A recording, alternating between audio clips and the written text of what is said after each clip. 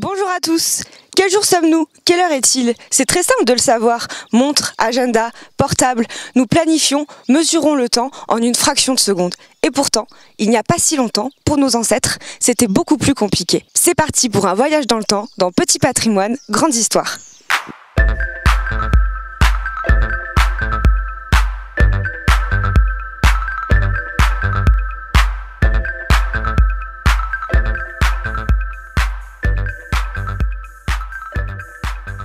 Ici au château de Berru dans le Tonnerrois, on voit midi et minuit à sa porte. Regardez juste derrière moi sur la façade du château, à côté du cadran solaire, on voit un calendrier lunaire unique en France, il est du 15e siècle.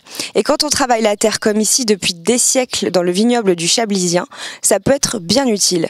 Mais comme vous le voyez, ça ne ressemble pas vraiment à nos agendas actuels, on va essayer de comprendre comment ça marche. Alors déjà, Laurence de Berru, est-ce que vous pouvez nous expliquer en quoi ces outils sont uniques ?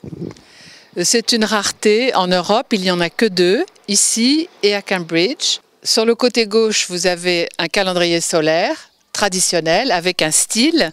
Le style est parallèle à l'axe de la Terre et c'est un calendrier du matin, comme vous le voyez, qui indique l'heure de 5 heures à midi. Calendrier solaire traditionnel.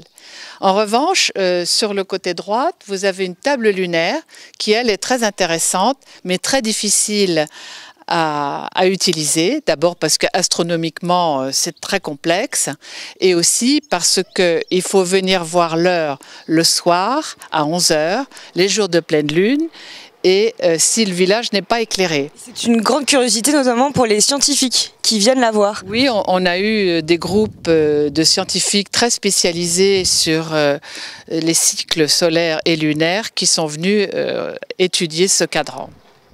Vous, Athénaïs, vous vous occupez un peu plus de l'aspect viticole, agricole. Est-ce que cette table lunaire, pour vous, c'est utile dans votre travail ?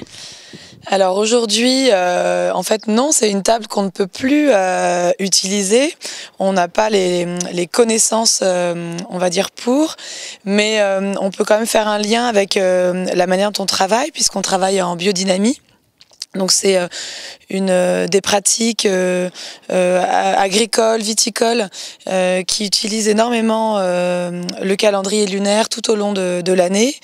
Et il semblerait que dans le passé, cette table qu'on voit encore gravée sur le mur était effectivement une table qui était utilisée pour l'agriculture. C'est vraiment passionnant de voir que déjà il y a 5 siècles, 10 siècles et bien plus, on utilisait ces outils en fait vraiment très simples où on avait besoin de connaître l'heure solaire, l'heure lunaire, les différents instants. Alors il faut savoir aussi que quand on parlait d'heures, ça n'avait pas du tout la même notion qu'aujourd'hui.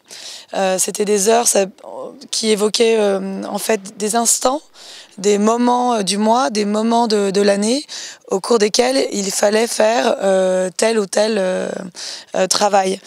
Donc ça c'est vraiment un outil moi qui me passionne et aujourd'hui j'en utilise la version moderne, mais ça suit son cours. Donc c'est vraiment intéressant de voir que on a pu finalement transformer tout ce savoir.